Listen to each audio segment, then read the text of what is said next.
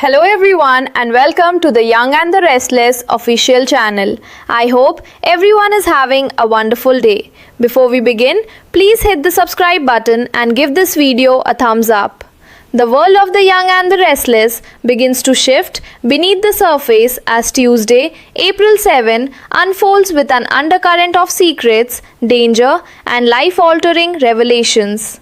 Far from the familiar comfort of Genoa City, Kane Ashby finds himself aboard a train where the illusion of control begins to unravel. An employee delivers devastating financial news. Arabesque is gone, completely wiped out, leaving nothing but the hollow echo of what once was. For a brief moment, the weight of failure hangs in the air, but Kane doesn't crumble under it. Instead, something darker takes root. With a chilling calm, he resolves to rebuild not by creation but by taking whatever others have built, whatever he can seize, even if it means crossing lines that cannot be uncrossed. When his employee hesitates, refusing to step into the realm of crime, Kane doesn't argue or persuade. He simply fires him on the spot, signaling just how far he's willing to go in this ruthless new chapter. Back in the polished elegance of the Genoa City Athletic Club, Lily Winters moves through a quieter but equally tense moment as she unexpectedly runs into Devon Winters and Nate Hastings. There's warmth in the reunion, but it's fleeting, overshadowed by Lily's quiet urgency. She has somewhere else to be, someone else to meet. Devon's concern flickers instantly, his mind jumping to Kane, but before suspicion can take hold, Malcolm Winters steps into the room, shifting the energy entirely. The atmosphere softens as family reconnects, but Malcolm's smile carries a hidden weight, something unspoken that lingers just beneath the surface. He asks Lily for a private moment, and together they descend into the intimate, dimly lit jazz lounge, leaving Devon and Nate upstairs, exchanging uncertain glances and quiet speculation about what could possibly be unfolding behind closed doors. As tension quietly builds, Kane arrives at the club, his presence immediately sparking friction. Devon wastes no time making his feelings clear. He wants Kane gone, out of Genoa City and far from the people he loves. But Kane stands his ground, unwavering, declaring that he has no intention of leaving and every intention of making his mark. The air between them crackles with restrained hostility as Devon issues a promise, not a threat but a certainty, that if Kane's plans so much as brush against Lily or their family, he will come after him personally. Yet Kane, almost dismissive in his response, insists that Lily and her family business are not part of his agenda, though whether that reassurance brings comfort or deeper unease remains uncertain. Meanwhile, in the quiet sanctuary of the jazz lounge, Malcolm faces a moment that feels suspended in time. Drawing silent strength from the portrait of Neil Winters, he gathers the courage to reveal the truth he's been carrying alone. His voice, though steady, carries the gravity of his words as he tells Lily he's been diagnosed with aplastic anemia, a life-threatening condition that now leaves him in desperate need of a bone marrow transplant. The world seems to narrow around them as Lily absorbs the news, her heart tightening with both fear and resolve. Yet, within that fear, something else rises: gratitude. This time, she has a chance to fight, to help, to save someone she loves. A chance she never had when Neil slipped away. The pain of the past meets the urgency of the present, and in that collision, Lily finds purpose. When they return upstairs, the weight of Malcolm's secret remains carefully hidden from Devon and Nate, tucked behind composed expressions and controlled smiles.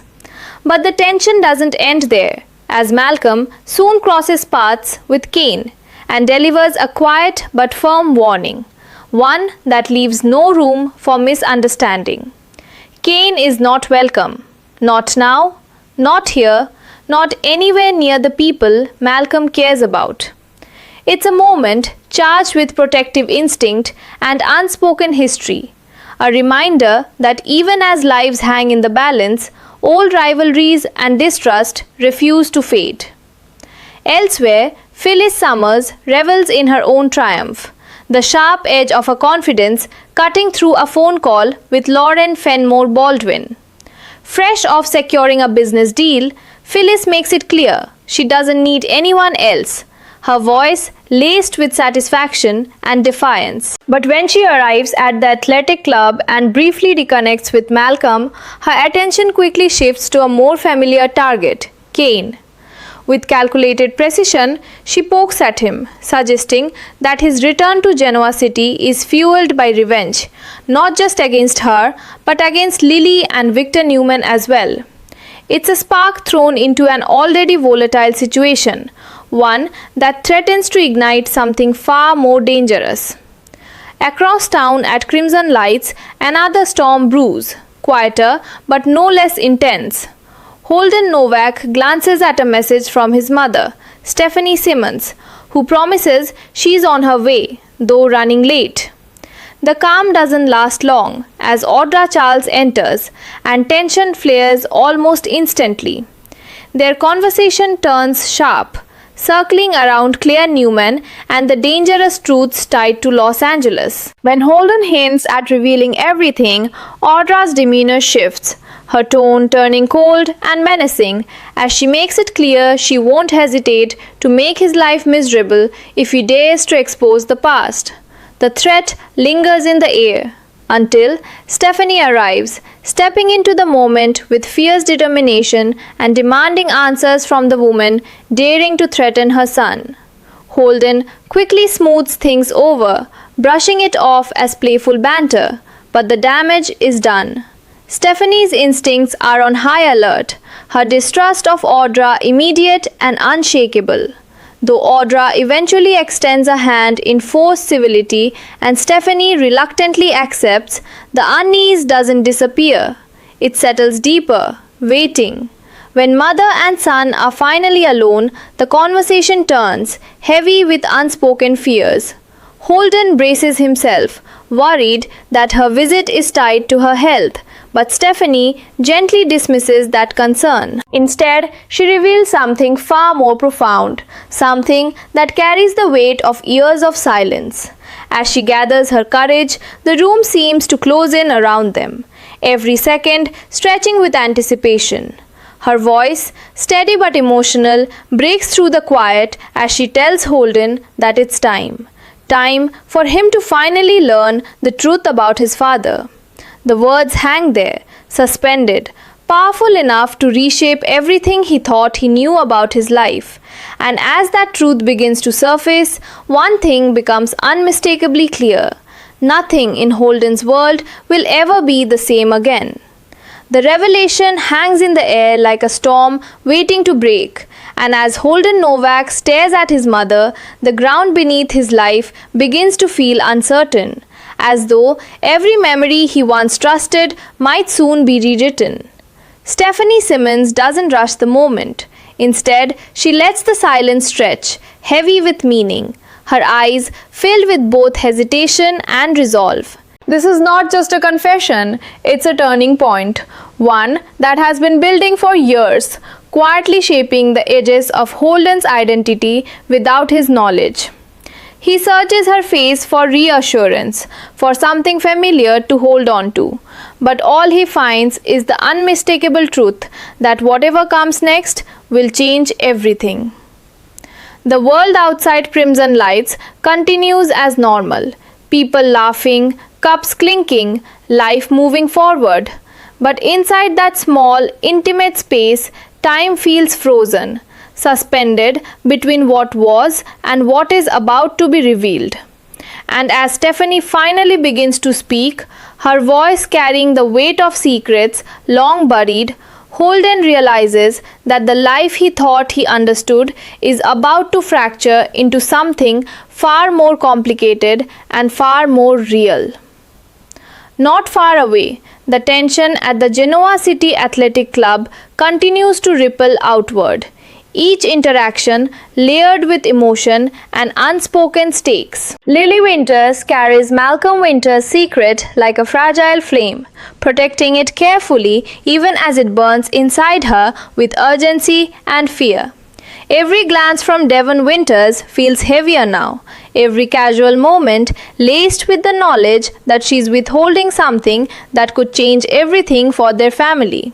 Yet she remains steady, grounded by the purpose Malcolm has given her, a chance to fight for him, to save him, to rewrite a story that once ended in heartbreak. Malcolm, too, moves through the room with quiet strength, masking the gravity of his diagnosis behind familiar warmth. But there's a new awareness in his eyes, a recognition of how precious every moment has suddenly become. And when his gaze occasionally drifts toward Neil Winter's memory, it's clear that he's drawing strength not just from the past but from the legacy he refuses to let end with him. Kane Ashby, however, stands apart from it all, a man carving his own path through the chaos with a determination that borders on dangerous obsession. The loss of Arabesque has not humbled him. It has sharpened him, turning desperation into ambition with a darker edge. His conversation with Devon still lingers, the warning echoing in his mind, but instead of deterring him, it seems to fuel something deeper, something more calculated. Kane isn't just thinking about survival anymore. He's thinking about power, about reclaiming a place in Genoa City by any means necessary. And while he claims to have no interest in Lily or her family, there's an undercurrent to his presence that suggests otherwise, as if his plans are far more intricate than he's willing to admit. Around him, the city feels like a chessboard, each move deliberate, each connection a potential advantage, or a vulnerability waiting to be exploited. Meanwhile, Phyllis Summers watches it all with a knowing smile, her instincts sharp as ever, picking up on the tension and turning it into opportunity. Her earlier triumph still fuels her confidence, and as she moves through the club, she carries herself with the unmistakable energy of someone who believes she's already winning. Yet, her confrontation with Kane wasn't just about provocation. It was about testing him, probing for weaknesses, trying to understand exactly what kind of game he's playing. Phyllis thrives in chaos, in unpredictability, and Kane's return offers both in abundance. There's a spark in her eyes, a sense that she's already anticipating the next move, already positioning herself to come out on top no matter how messy things become. And as she glances between the people gathered in the room, it's clear she sees more than just individuals. She sees a web of connections, of leverage, of possibilities waiting to be shaped. Back at Crimson Lights, the emotional weight of Stephanie's revelation continues to build, each word pulling Holden deeper into a truth he never expected to face. The mention of his father, someone who has existed more as an absence than a presence, opens a door to questions he's never fully allowed himself to ask. There's confusion, disbelief, and a growing sense of urgency as he tries to piece together what this means for him, for his past, for the future he thought he was building. Stephanie's voice carries both regret and determination, a mother finally choosing honesty over protection, even if that honesty comes at a cost. And as Holden listens, truly listens, the tension between him and Audra Charles begins to take on a new dimension, her earlier threats now feeling more significant, more connected to whatever truth is being uncovered. It's no longer just about secrets, it's about consequences. As the day moves forward, every storyline begins to tighten, each thread pulling closer to a point of collision. Malcolm's health crisis, Kane's dangerous ambitions, Phyllis's calculated maneuvering, and Holden's life-altering discovery all exist on separate paths. Yet, there's an undeniable sense that they are moving towards something bigger, something inevitable.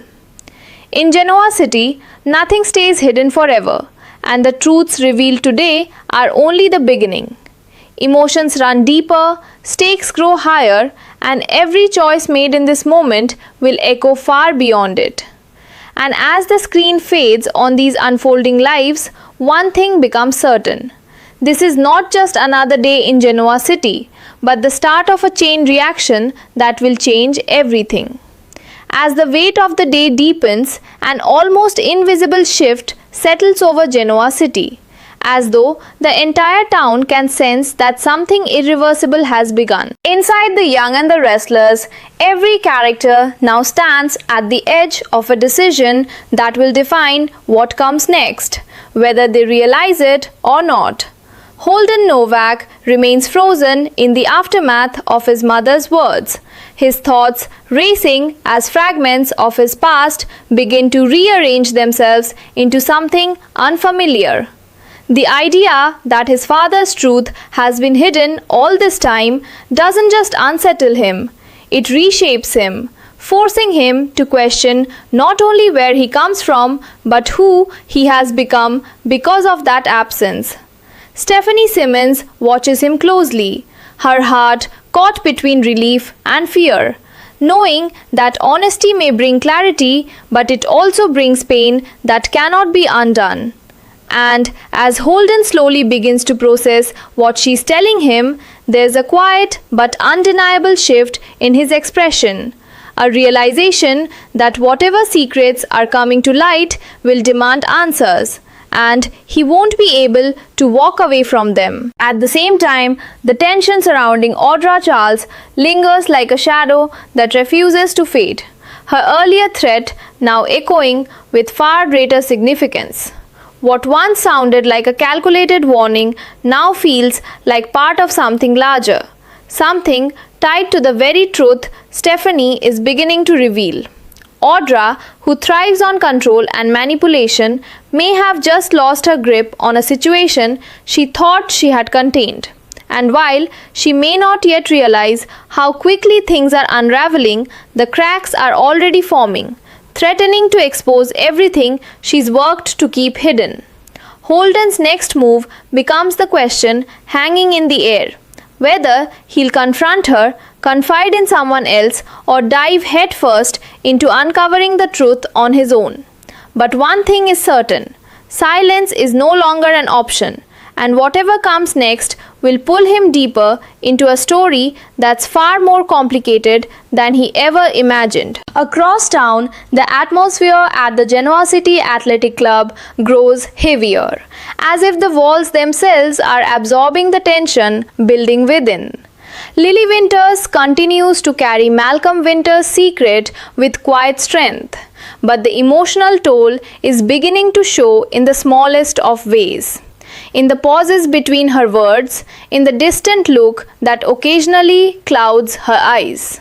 She knows time is not on their side, and yet she also knows that revealing the truth too soon could send shock waves through a family already burdened with so much history.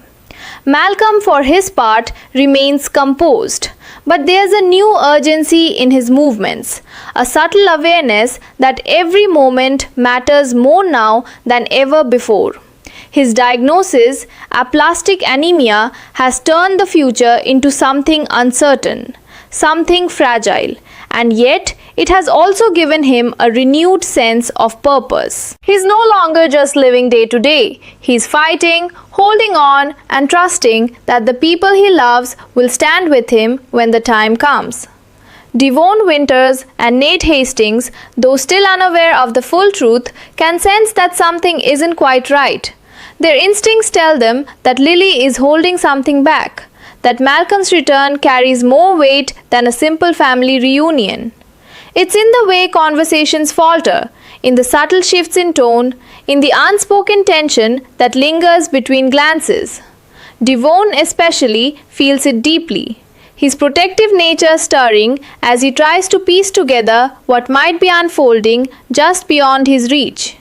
And while he may not have the answers yet, there's a growing determination within him to uncover the truth, to ensure that whatever is happening doesn't harm the people he cares about most. That instinct, that drive to protect, is what will ultimately bring everything into the open.